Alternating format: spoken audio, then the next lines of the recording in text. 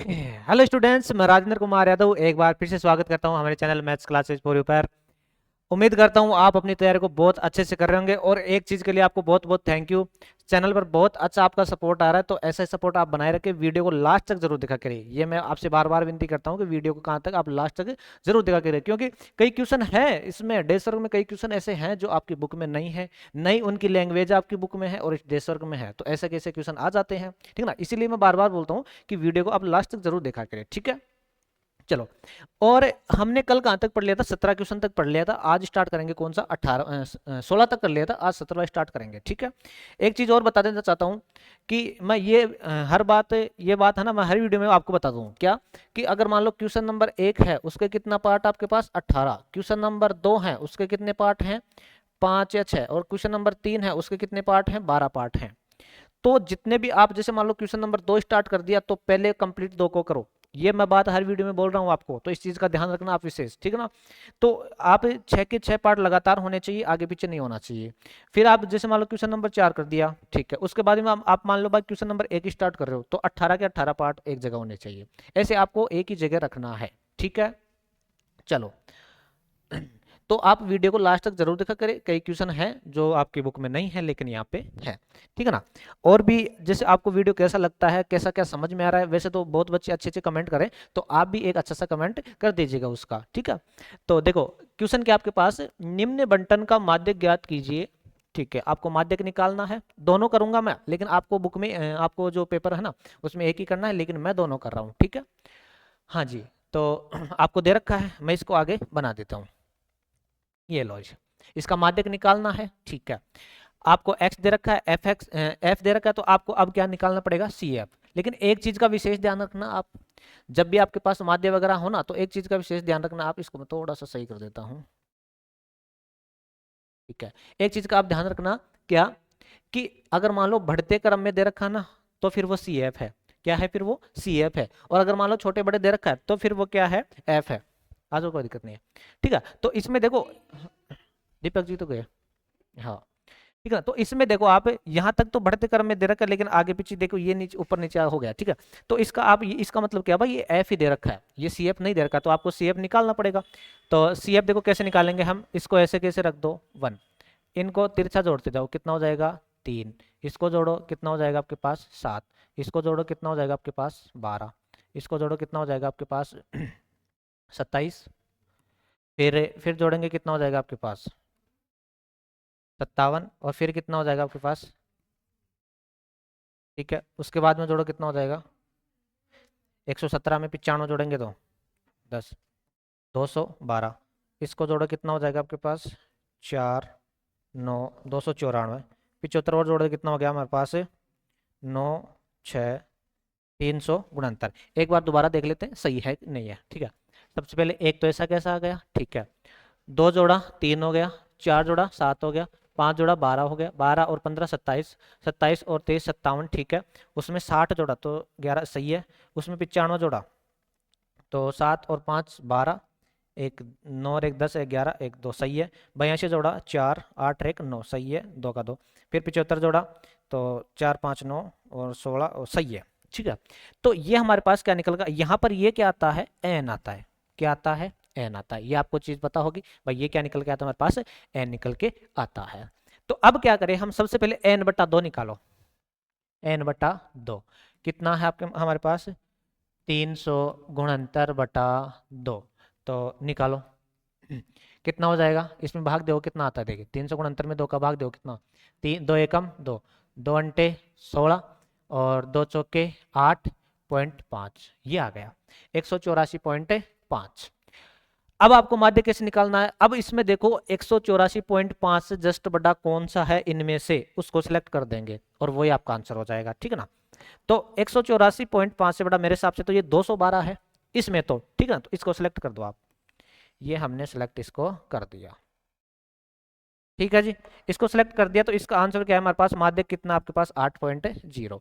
तो ये आपका माध्यक हो गया। बताओ माध्यक क्या है हमारे पास? वैसे बुक में ऐसे क्वेश्चन नहीं है, माध्यक हो गया हमारे पास 8.0। ये आपका आंसर हो गया, ठीक है। आई होप समझ में आया होगा। चलो, इसका स्क्रीनशॉट ले लो, फिर आगे चले। नेक्स्ट क्या है हमारे पास? इसका अथवा का। आपको तो एक ही करना है, लेकिन निकालना तो है, रफ कॉपी में तो निकालना आप, लेकिन आपको फेयर कॉपी में जब भी आप बोर्ड की परीक्षा दो ना, तब आपको एक ही करना है दोनों में से। ठीक है जी, इसको मैं यहीं पे कर देता हूँ।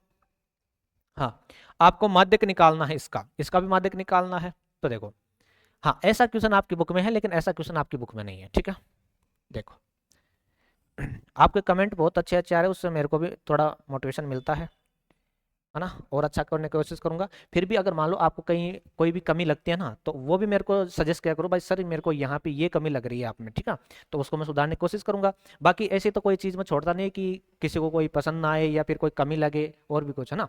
तो फिर भी अगर मान लो आपको लगता है तो मेरे को कमेंट जरूर कीजिएगा, ठीक है, उसको मैं सुधारने की कोशिश जरूर करूंगा। हाँ जी, ये है मेरे पास, चलो इनको मैं बना देता हूँ। इसका क्या निकालना, आपको माध्यक निकालना है। ठीक है, चलो वर्ग अंतराल कहाँ से कहाँ दे रखा है आपको, वर्ग अंतराल दे रखा है 0 से 8, फिर 8 से 16, फिर 16 से 24, फिर 24 से 32, और 32 से कितना आपके पास है 40। ठीक है, यहाँ पर f है आपके पास, f क्या है 10, 15, 25, 22 और कितना है 12। सही चल रहा है रणवीर जी, सही है। स्टोरेज की कमी बता रहा था आज। ठीक है, यहाँ पर हमारे पास क्या निकालना पड़ेगा आपको, सी एफ। लेकिन आपको एक चीज ध्यान रखना भाई, ये एफ दे रखा है या सी एफ दे रखा है, इस चीज को जरूर देख लेना। एफ का कहते कैसे पता चलेगा भाई, जैसे ये 15 है, ये 10 है, 25 है, फिर देखो छोटा आ गया, तो ये तो एफ है। अगर मान लो बढ़ता ही क्रम आ रहा है, जैसे 10 15 आगे बढ़ते ही जा रहे हैं संख्या, तो फिर सी एफ है। इस चीज का विशेष ध्यान रखना, नहीं क्वेश्चन आपका गलत हो जाएगा। ठीक है, चलो जी, तो सी एफ निकाले हम। सी एफ देखो 10 को तो ऐसा कैसा रख दो, फिर तिरछे जोड़ते जाओ, कितना हो जाएगा ये 25, फिर ये कितना हो जाएगा हमारे पास 50, फिर ये कितना हो जाएगा हमारे पास 72, और फिर ये कितना हो जाएगा हमारे पास 84। ठीक है जी, अच्छा ये क्या निकल के आता है हमारे पास, एन निकल के आता है। ठीक है, तो एन बटा 2 निकाले। अच्छा, माध्यक का सूत्र बताओ मेरे को क्या होता है। पहले सूत्र लिखो, देखो माध्यक का सूत्र होता है हमारे पास क्या, एल प्लस एन बटा 2 माइनस सी एफ बटे एफ, और इनटू में क्या आता है आपके पास एच। पहले सूत्र लिखो, उसके बाद में हम जो भी वैल्यू है वो यहाँ पे रख देंगे। तो देखो एन बटा 2 निकाल दूं, मैं यहाँ पर निकाल देता हूँ। एन बटा 2 निकाला मैंने, 84 बटा 2 कितना आया 42, आ गया 42। ठीक है, अब एन बटा 2 है ना, उससे जस्ट बटे को सिलेक्ट कर लो, तो एन बटा 2 50 वाला ये सिलेक्ट हो जाएगा हमारे पास, ये हमारे पास क्या हो गया सिलेक्ट हो गया। ठीक है जी, इसको सिलेक्ट कर लिया। अब यहाँ से सारे मान हम रख देंगे, एन बटा 2 का मान आ गया, सी एफ, चलो पहले एल रख लो, एल ये जो नीचे वाली सीमा होती है वो होती है, तो एल का मान कितना मेरे पास 16 है। एफ जो ये बीच में है, एफ का मान कितना है जी मेरे पास 25 है। ठीक है जी, अब एक चीज का आप विशेष ध्यान रखना, जो सी एफ होगी ना, सी एफ वो इससे ऊपर वाली होगी, ये क्या होगी आपके पास सी एफ होगी। ठीक है, तो सी एफ क्या है आपके पास, सी एफ है मेरे पास कितना 25 ही सी एफ है। ठीक है जी, चलो सारी वैल्यू आ गई, एफ भी आ गया, ठीक है एन बटा 2 भी आ गया। चलो अब सोल्व कर देते हैं इसको। एल का कितना आपके पास 16 प्लस एन बटा 2 कितना है हमारे पास, एन बटा 2 आया 42, माइनस सी एफ कितना हमारे पास 25, सी एफ लिखते टाइम ध्यान रखना आप, बटे एफ, एफ भी कितना हमारे पास 25 ही तो है 25, और इंटू एच, एच कितना हमारे पास अंतर कितना है 8 है, तो एच भी लिख लो यहाँ पर, एच हमारे पास कितना है 8। ठीक है, सब कुछ लिख दिया मैंने। अब बस इनको सोल्व करना है, तो इधर कर दूं मैं या फिर आगे सोल्व, चलो यहाँ पर लिख लेते थोड़ा सा। तो 16 प्लस यहाँ पर कितना बचा हमारे पास 42 में से 25, 12 में से 5 गया तो 7, और 17 बचा, और बटे में कितना 25, इंटू में कितना हमारे पास 8 है। ठीक है, चलो इसको सोल्व करते हैं थोड़ा सा, 17 बचेगा ना, हाँ ठीक है, 17 को 8 से गुणा करो, 6 5 8 और 5 1, ठीक है 136, 136 में भाग किसका देना आपको 25 का। हाँ 25 पंजे 125, कितना बचेगा 1 1, लगाया पॉइंट 0, 25 चौक 100, 5.4। तो इसका सोल्व कितना है, 5 यहाँ पर कर दूं मैं, चलो यहीं पे कर देता हूँ। तो 16 प्लस 5.4, 16 प्लस 5.4 कितना हो जाएगा आपके पास, 20.4। ये आपका आंसर हो गया, ठीक है ना। लेकिन आपको एक चीज का विशेष ध्यान रखना है, बस सी एफ लिखो ना तो इससे जस्ट ऊपर वाला इसको सिलेक्ट कर देना, सी एफ के टाइम में इसको सिलेक्ट मत कर देना करते हैं देखिए आज, ठीक है ना, इसको सिलेक्ट करना है आपको, ठीक है ना। इसका फिर मैं बोल रहा हूँ, फिर दोबारा से बोल रहा हूँ भाई, सी एफ सिलेक्ट करते टाइम इसको मत कर देना, इस ऊपर वाले को सिलेक्ट आपको करना है, ठीक है। चलो, तो ये आपका क्वेश्चन हो गया 17, आपको एक ही करना था इनमें से, ठीक है। नेक्स्ट क्वेश्चन देखो हमारे पास, हाँ जी, नेक्स्ट क्वेश्चन है हमारे पास 1.5 मीटर लंबा लड़का एक प्रेक्षक से चिमनी से 28.5 मीटर दूरी पर खड़ा है, उसकी आंखों ने चिमनी का शिखर का उन्नयन कोण कितना है, 45, तो चिमनी की ऊंचाई आपको बतानी है, ठीक है। देखो पहले इसका चित्र समझो, आप चित्र समझ गए तो फिर बना सकते हो। मैं एक बार यहाँ पे बना दूं चित्र, एक एक मिनट, एक मिनट, एक मिनट।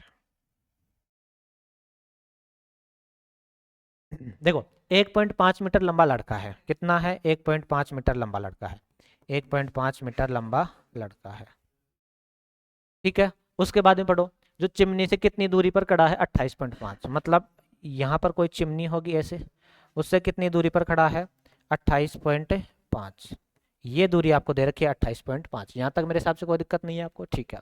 उसके बाद उसकी आंख से चिमनी का शिखर का उन्नयन कोण कितना, 45 डिग्री, चिमनी का शिखर यहीं पे होगा और उसकी आंख यहाँ पे होगी, तो इसका उन्नयन कोण कितना बता रहा है वो आपको, 45 डिग्री, 45 डिग्री बता रहा है, ठीक है जी।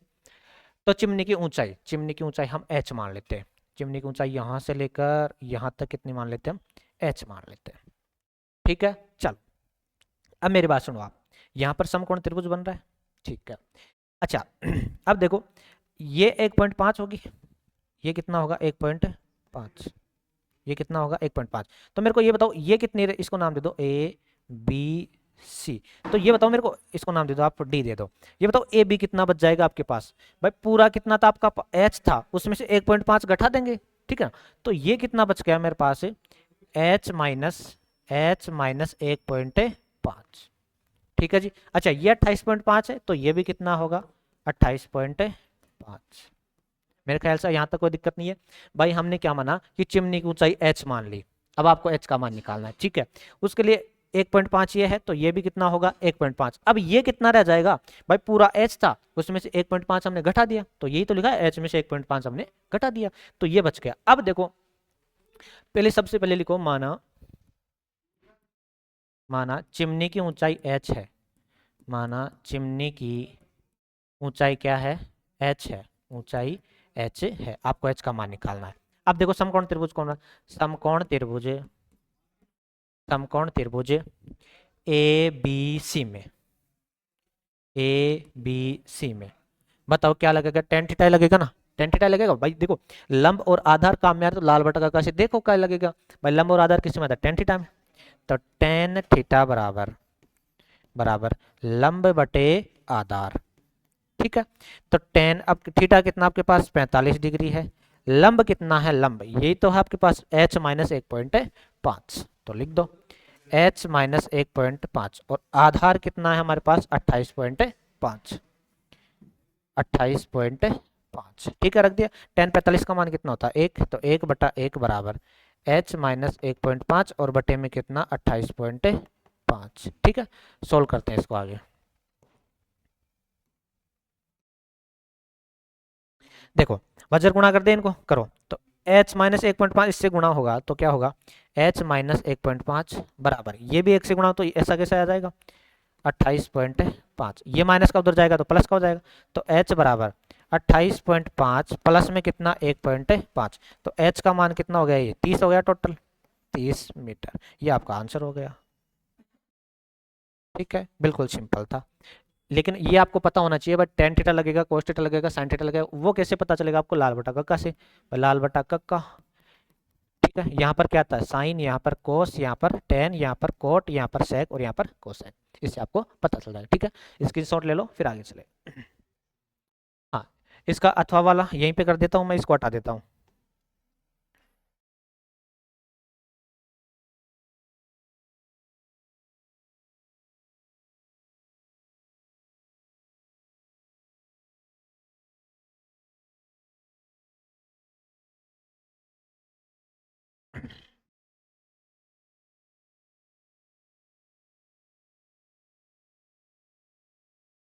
ठीक है, नेक्स्ट इसका अथवा वाला है वो भी देखो। हाँ, ये थोड़ा सा अलग है। किसी मीनार के आधार से होती हुई एक रेखा दूरियों x तथा y पर स्थित बिंदुओं से मीनार के शिखर का उन्नयन कोण कितना है? एक दूसरे के पूरक हैं। पूरक मतलब अगर मान लो एक पूरक क्या होता है? जिन दोनों कोणों का योग कितना होता है? 90 डिग्री होता है। ठीक है, अगर मान लो हम एक को थीटा मान रहे हैं, जिन दो कोणों का योग कितना? 90 डिग्री। ठीक है, तो अगर मान लो एक को थीटा मान रहे हैं, प्लस को सेकंड है, बराबर में कितना होगा बताओ? 90 डिग्री। तो दूसरा बताओ क्या निकल के आएगा मेरे पास? 90 माइनस थीटा निकल के आएगा। अगर एक थीटा मानूंगा तो दूसरा क्या निकल के आएगा? 90 माइनस थीटा निकल के आएगा। कैसे आएगा भाई? पूरक कोण क्या होता है भाई? दो कोणों का योग कितना होना चाहिए? 90। एक को मैंने थीटा मान लिया, दूसरा क्या होगा? Automatic 90 minus theta. इस चीज का ध्यान रखना। ठीक है, चलो तो सिद्ध कीजिए कि मीनार की ऊंचाई क्या है? एक्स वाई है। चलो भाई करते हैं।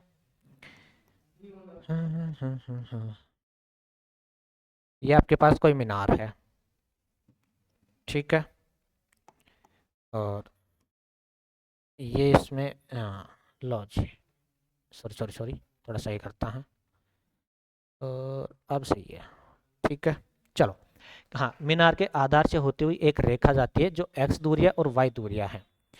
ये दूरी क्या आपके पास? x है, और ये दूरी क्या आपके पास? y है। ठीक है, चलो। हाँ, तो मीनार के सिरों का 49 कोण कितना? एक दूसरे के पूरक हैं। अगर मान लो मैं इसको क्या मानता हूँ? थीटा मानता हूँ, तो ये क्या होगा हमारे पास? 90 माइनस थीटा होगा। तो मीनार की ऊंचाई अंडर रूट एक्स वाई, ये आपको प्रूव करना है। ऊंचाई क्या मान लेते हैं हम? इसकी h मान लेते हैं। ठीक है, इसको नाम दे दो a, इसको नाम दे दो b, इसको नाम दे दो c, इसको नाम दे दो हम तो d देते हैं। ठीक है, चलो। तो माना मीनार की ऊंचाई क्या है? h है। आपको तो ये प्रूव करना है भाई एक्स वाई होनी चाहिए। मीनार की ऊंचाई क्या है आपके पास? h है। अब बताओ समकोण त्रिभुज कौन सा बन रहा है आपके पास? समकोण त्रिभुज ये ले लें हम। ठीक है, तो समकोण त्रिभुज पहला हम ये ले लेते हैं, कौन सा? ए बी सी ले लेते हैं, या फिर एक काम करो, ए बी डी ले वो एक बार। ठीक है, समकोण त्रिभुज ए बी डी में। ठीक है, टेन थीटा लगाए हम, टेन थीटा। लंब बटे आधार, लंब क्या आपके पास? एच है, आधार क्या आपके पास? वाई है। ठीक है, टेन थीटा। ठीक है, इसको मान लो आप समीकरण 1। ठीक है, दूसरा क्या आपके पास? अब की बार ए बी सी लेते हैं, ए बी सी समकोण त्रिभुज। इसको एक बार ब्रैकेट में बंद कर दो।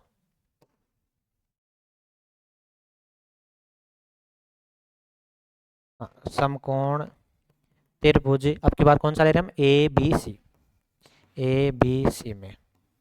ठीक है, वही टेन थीटा लगेगा, टेन थीटा अब की बार कितना है? 90 माइनस थीटा, 90 माइनस थीटा बराबर। अब की बार लंब कितना है? h, और आधार कितना हमारे पास? सॉरी x है। सो यहाँ पर क्या था ये? एक मिनट मैं इसको हटा देता हूँ एक बार। हाँ, ये आपके पास x था, और ये पूरा कितना था आपके पास? y था। ठीक है, तो h बटा में x। अच्छा, टेन 90 माइनस थीटा होता है आपके पास कोट थीटा। इस चीज का ध्यान रखना, टेन 90 माइनस थीटा क्या होता है? Cot theta. मैं इसको थोड़ा सा साइड में कर देता हूँ। एक बार मैं इसको दोबारा से रिपीट करूंगा तब और अच्छा से क्लियर होगा ना। एक बार समझ लो एक बार के लिए। हाँ, अभी दोबारा समझा दूंगा मैं इसको दोबारा। ठीक है जी, अब देखो, टेन 90 माइनस थीटा क्या होता है हमारे पास? Cot theta.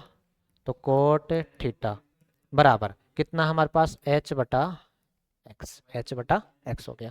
ठीक है, ये हमारे पास आ गया समीकरण 2। अभी देखो एक बार मैं दोबारा से क्लियर करता हूँ आपको। आपको ऐसे बोला कि कोई मीनार के आधार से होती हुई एक रेखा दूरियों x तथा y पर स्थित बिंदुओं से, एक तो x है दूरी और दूसरी कितनी आपके पास? y है। एक दूरी हमने x मान ली है और दूसरी दूरी हमने क्या मान ली है? y मान ली है। ठीक है, एक दूसरे के पूरक हैं। अगर मान लो एक थीटा है तो दूसरा क्या होगा? 90 माइनस थीटा ही होगा। ये आपको बताया था मैंने कैसे भाई। जैसे मान लो दो पूरक कोण क्या होता है? जिन दो कोणों का योग कितना होता है? 90 होता है, उनको क्या बोलते हैं? पूरक कोण बोलते हैं। तो एक तो क्या है मेरे पास? थीटा, प्लस दूसरा कोण बराबर में कितना होगा? 90। तो दूसरा कोण बताओ क्या निकल गया? ये इधर जाके माइनस हो जाएगा, तो दूसरा कोण 90 माइनस थीटा होगा। यहाँ तक कोई दिक्कत नहीं है? ठीक है, तो सिद्ध कीजिए कि मीनार की ऊंचाई क्या है? अंडर रूट एक्स वाई है। चलो ठीक है जी, अब मेरी बात सुनो। हमने समकोण त्रिभुज ए बी डी लिया। समकोण त्रिभुज कौन सा लिया? ए बी डी में। तो एच और लंब और आधार क्या है, h बटा y, tan थीटा लगा दिया, समीकरण 1 मान लिया। ठीक है, अब हमने कौन सा लिया, समकोण त्रिभुज ABC छोटे वाला लिया, उसमें कोण कितना बनेगा 90 माइनस थीटा, तो वही tan थीटा लगा भाई, लंब और आधार काम है तो ठीक है। तो tan 90 माइनस थीटा होता है कोट थीटा, इस चीज का ध्यान रखना, इसको याद कर लेना भाई, tan 90 माइनस थीटा क्या होता है आपके पास, कोट थीटा होता है। ठीक है, ये हमारे पास आ गया समीकरण 2, समीकरण 2 आ गया। अब एक काम करो, समीकरण 1 और 2 को गुणा कर दो, करें तो tan थीटा इंटू में कोट थीटा बराबर में क्या है आपके पास, h बटा x इंटू में h बटा y, कर दिया हमने गुणा। ठीक है, अच्छा tan और कोट आपस में उल्टे होते हैं भाई, कैसे भाई, tan थीटा, कोट को मैं क्या लिख सकता हूँ, 1/tan लिख सकता हूँ। ठीक है, बराबर में ये क्या हो गया, h स्क्वायर बटे में क्या हो गया आपके पास xy। अब ये तो कट गया, कितना बचा आपके पास, एक, कितना बचा आपके पास है, एक, तो एक बराबर एच स्क्वायर बटे में क्या आपके पास एक्स वाई, एक्स वाई को इधर गुणा करो, तो एच स्क्वायर बराबर क्या बचेगा आपके पास एक्स वाई, अब स्क्वायर तो उधर अंडर रूट में जाएगा, तो एच बराबर क्या होगा अंडर रूट एक्स वाई, ये आपने प्रूफ कर दिया। ठीक है हाँ, एक बार और बता देता हूँ मैं आपको। हाँ जी, आपको ऐसे बोला कि दो दूरियां हैं एक्स और वाई, ठीक है, हमने एक्स और वाई मान लिया, ऊंचाई h मान ली, एक थीटा होगा, दूसरा क्या होगा 90 माइनस थीटा, तो दोनों में हमने तो tan थीटा लगाया, tan थीटा बराबर लंब बटे आधार हो गया। ठीक है, समीकरण 1 हो गया। दूसरे में भी लगाया तो tan ही था, लेकिन वो कोट हो जाता है, 90 माइनस थीटा क्या लिख सकते हैं हम, कोट लिख सकते हैं। अब दोनों समीकरणों क्या कर दिया हमने, गुणा कर दिया, tan से कोट कैंसिल हो गया, h स्क्वायर बटे एक्स वाई, इनको वजर गुणा कर दे, स्क्वायर उधर जाएगा किसमें, अंडर रूट में, तो ये हो गया आपका कौन सा, क्वेश्चन नंबर 18। ठीक है ना, स्क्रीनशॉट ले लो, फिर आगे चलते हैं। नेक्स्ट क्वेश्चन देखो हमारे पास क्या है। हाँ जी, दो घन हैं जिनमें प्रत्येक का आयतन कितना है, 64 सेमी क्यूब है, संलग्न फलकों को मिलाकर एक ठोस बनाया जाता है, इससे प्राप्त घनाभ का पृष्ठीय क्षेत्रफल ज्ञात कीजिए। ठीक है जी, करते हैं। दो घन हैं, ठीक है, जैसे मान लो एक घन ये है और एक घन और बना देता हूं मैं।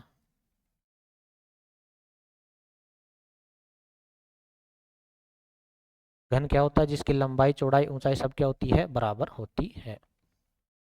ठीक है, चलो, हाँ, प्रत्येक का आयतन कितना है, 64 है। अच्छा, घन का आयतन होता क्या है, देखो आपको दे क्या रखा है, घन का आयतन, आयतन कितना दे रखा है आपको, 64 क्यूब दे रखा है, 64 सेमी क्यूब। ठीक है, और घन का आयतन होता क्या है, ए क्यूब भी तो होता है, तो ए क्यूब बराबर में कितना है, 64। अच्छा, तो ए का मान कितना आएगा, घन मूल, यहाँ पर छोटा सा 3 भी लगाना, 64, ये वर्गमूल नहीं है, घन मूल है, इधर पावर 3 है तो इधर घन मूल में जाएगा। ठीक है, अब इसका मान निकाल देते हैं 64 का। 64 का वैसे आप निकाल लेना, कितना होता है, 4 होता है, कितना होता है, 4। और ये कैसे निकालेंगे हम, बताऊं, ठीक है, देख लो, चलो 64 का मान कैसे निकालेंगे, ऐसे निकालो, 2 का गया 32, फिर 2 का गया 16, फिर 2 का गया 4, फिर 2 का गया 2, 2 का गया 1, अब 3 3 के जोड़े बाहर, अगर जिसके 3 जोड़े बन रहे वो घनमूल से बाहर आ जाएगा। ठीक है, तो एक तो यहाँ पर बन रहा है, एक यहाँ पर। ठीक है, चलो, हाँ जी, ए का मान तो आ गया, कितना, 4, तो ये भी 4 है, ये भी 4 है, और ये भी 4 है, ये भी 4 है, ये भी 4 है, और ये भी 4 है। अब दोनों को हम मिला रहे हैं, दोनों क्या मिला रहे हैं, अब दोनों को हम कनेक्ट कर रहे हैं, दोनों को जोड़ रहे हैं। अगर दोनों को जोड़ दें तो देखो लंबाई तो 8 हो जाएगी, ये तो कितने हो गए टोटल 8, लेकिन चौड़ाई में और ऊंचाई में कोई फर्क नहीं पड़ने वाला। बस जैसे मान लो 2 ईंट ले आप, ठीक है, 2 ईंटों को आप आपस में जोड़ो तो उसकी लंबाई में तो फर्क आ जाएगा, बस लंबाई तो ज्यादा हो जाएगी, लेकिन चौड़ाई और ऊंचाई थोड़ी बढ़ेगी, वो नहीं बढ़ेगी। ठीक है, तो देखो एल का मान तो कितना हो जाएगा आपके पास, एल का मान तो 8, चौड़ाई का मान, बी का मान कितना रह जाएगा 4, एच का मान भी कितना रह जाएगा आपके पास 4। ठीक है, चलो, अब क्या निकालना है इसका, घनाभ का संपूर्ण पृष्ठीय क्षेत्रफल निकालना है। ठीक है, तो इसको मैं हटा देता हूं एक बार, इसको ऊपर कर देता हूं,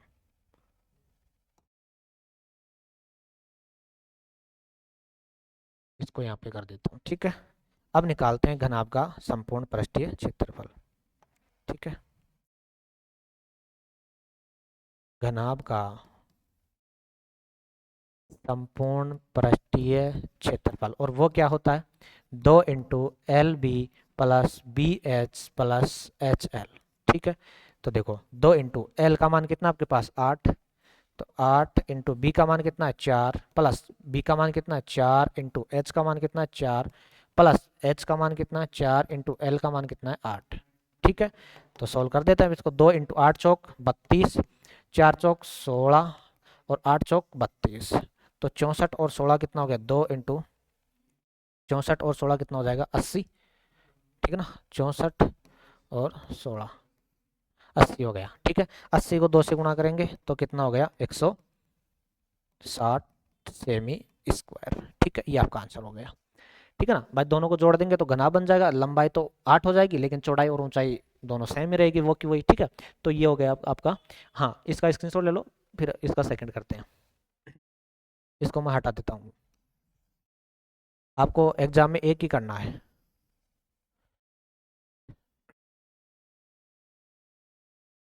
हाँ, इसका नेक्स्ट क्या है आपके पास, एक बर्तन है जो खोखले अर्धगोले के आकार का है, खोखला अर्धगोला है। ठीक है, जिसके ऊपर एक खोखला बेलन अध्यारोपित है। इसके ऊपर क्या है, एक खोखला बेलन अध्यारोपित है। उसका व्यास कितना है, 14 सेमी व्यास दे रखा है। इस बर्तन की कुल ऊंचाई 13 सेमी है। इस बर्तन का आंतरिक पृष्ठीय क्षेत्रफल ज्ञात कीजिए। ठीक है जी, करते हैं। हाँ, पहले तो एक बार डायग्राम बनाए हम। एक बर्तन है जो खोखले अर्धगोले का आकार का है। कैसा है, अर्धगोले का आकार का है। ठीक है जी, बना दिया मैंने। इसके ऊपर खोखला बेलन अध्यारोपित है। इसके ऊपर क्या है, एक खोखला बेलन है, तो इसके ऊपर हम बेलन भी रख देते हैं। इसके ऊपर हमने क्या रख दिया, बेलन रख दिया। ठीक है, हाँ, अर्धगोले का व्यास कितना है, 14 सेमी है। दोनों का व्यास कितना है, 14 सेमी, तो आर कितना हो जाएगा, 14/2। कितना होगा हमारे पास, आर का मान आ गया 7। ठीक है जी, इस बर्तन की कुल ऊंचाई कितनी है, 13। यहां से लेकर यहां तक की कितनी है, 13। तो देखो, अगर ये 7 है, ये 7 है, तो ये भी कितनी होगी, 7 ही होगी। ये भी कितनी होगी, 7। अच्छा, इस बेलन की ऊंचाई बताओ कितनी बच गई है, बेलन की ऊंचाई एच बताओ कितनी बच गई भाई। 13 में से 7 गया तो कितना बचा यहाँ से भाई, ये पूरी 13 थी, उसमें से 7 तो हटा दो। अब कितना रह गया, ये 13 में से 7 गया तो कितना रह गया 6। एच का मान कितना आपके पास, 6। अब देखो क्या है, इस बर्तन की कुल ऊंचाई 13। ठीक है, तो बर्तन का आंतरिक पृष्ठीय क्षेत्रफल निकालो। ठीक है, तो बर्तन का आंतरिक पृष्ठीय क्षेत्रफल, अब देखो कैसे निकालेंगे, क्या क्या क्या हमारे, एक तो अर्धगोला आ रहा है और एक क्या आ रहा है, बेलन आ रहा है। तो अर्धगोले का वक्र प्लस बेलन का वक्र, अर्धगोले का वक्र पृष्ठीय क्षेत्रफल प्लस किसका, बेलन का वक्र, बेलन का वक्र। ठीक है, अर्धगोले का वक्र क्या होता है, अर्धगोले का वक्र क्या होता है बताओ, 2πr² प्लस बेलन का वक्र क्या होता है, 2πrh। ठीक है, अब इनमें से कॉमन क्या आ जाएगा, कॉमन ले लो, 2πr यहाँ पर भी, 2πr यहाँ पर भी, तो 2πr तो हमने क्या ले लिया कॉमन, यहाँ पर तो रह गया r प्लस यहाँ पर क्या रह गया आपके पास h। अब मान रख दो, 2 इंटू 22/7। ठीक है, कुछ नहीं बोल रहा है ना। r का मान कितना है बोलो, r का मान है 7 इंटू r का मान है 7 प्लस h का मान कितना है 6। अब इसको सोल्व कर देते हैं हम, तो ये तो कैंसिल हो गया, बाई दोनों 44, इन दोनों को गुणा करेंगे कितना हो जाएगा 44 इंटू 6 और 7 कितना हो गया 13। ठीक है, तो 13 चौक 52 हासिल की 5, 13 चौक 52 और 5 कितना हो गया 57 सेमी स्क्वायर। ये आपका आंसर हो गया। ठीक है जी, हाँ, देखो आपको कैसे निकालना है, जो भी काम में आ रहा है ना उसका वक्र लगा दिया हमने, उसके बाद में जो कॉमन आ रहा था इसकी चीज का ध्यान रखना, एच एच भी निकालना पड़ेगा आपको। और एच कैसे निकालेंगे भाई, ये 7 है, त्रिज्या 7 है, तो ये भी तो त्रिज्या ही है इस अर्धगोले की, तो ये कितने बच गए आपके पास, 6 बच गए। और उसके बाद में बस वैल्यू तो पुट की है हमने। ठीक है, तो ये आपका 19वां क्वेश्चन कंप्लीट हो जाता है, स्क्रीनशॉट ले लो, फिर आगे चलते हैं। हाँ, नेक्स्ट क्वेश्चन देखो हमारे पास क्या है, 20वां। हाँ जी, बारंबारता का बहुलक निकालना है, बिल्कुल आसान क्वेश्चन है, अगर इससे कोई आसान है तो फिर तो नहीं हो, सबसे आसान क्वेश्चन है। ठीक है,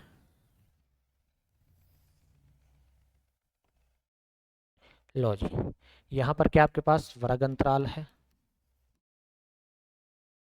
और यहाँ पर क्या आपके पास एफ है। वर्ग अंतराल कहाँ से गया, 10 से 20, 20 से 30, 30 से 40, 40 से 50 और 50 से 60। ठीक है, यहाँ पर है 12, यहाँ पर है 20, यहाँ पर है 25, यहाँ पर है 22 और यहाँ पर क्या है 10। अब क्या करेंगे, जो सबसे बड़ा है उसको सिलेक्ट कर देंगे हम। ठीक है, सबसे बड़ा कौन है, सबसे बड़ा कौन है जी, 25 है। इसको क्या कर देते हैं हम, सिलेक्ट कर देते हैं। ठीक है, अब सारी वैल्यू निकल के आ जाएगी। बहुलक का बताओ सूत्र क्या होता है। बहुलक का सूत्र होता है L प्लस F1 - F0 बटा 2F1 - F0 - F2 और इनटू में क्या होता है H। ठीक है, चलो L क्या होता है, जो नीचे वाली सीमा है, तो L का मान तो बोलो कितना है, 30। ठीक है, F1 ये आपके पास F0 है, ये आपके पास F1 है, ये आपके पास F2 है। F0 बताओ कितना है, F0 है 20। F1 कितना है, F1 है 25। F2 कितना है, F2 है 22। सारी वैल्यू रख दी हमने। ठीक है, H मतलब इन्हें अंतर कितना है, तो H का बोल अंतर कितना है, 10 है। अब सारी वैल्यू आ गई, बस इसके अंदर रखना और सोल्व करना है इसको। ठीक है, तो देखो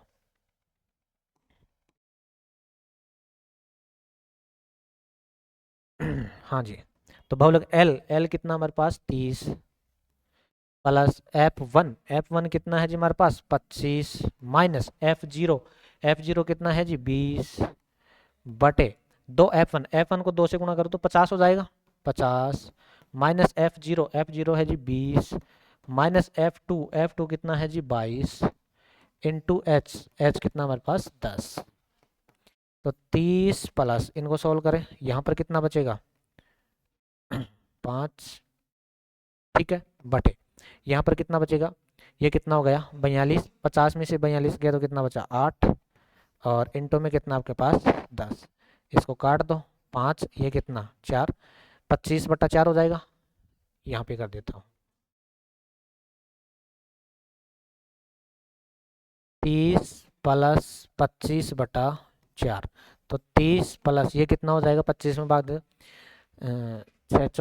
6.2 हो जाएगा। ठीक है, तो 36.2 आंसर हो जाएगा इसका। इतना सा तो कर ही सकते हो, यहाँ पर जगह कम थी, एडजस्ट कर लेना थोड़ा। ठीक है, ठीक है ना चलें आगे, बिल्कुल आसान क्वेश्चन था। ठीक है, नेक्स्ट देखो क्या इसका अथवा का क्या है। हाँ जी, इसका क्या निकालना है, माध्य निकालना है। इसका क्या निकालना है, माध्य निकालना है।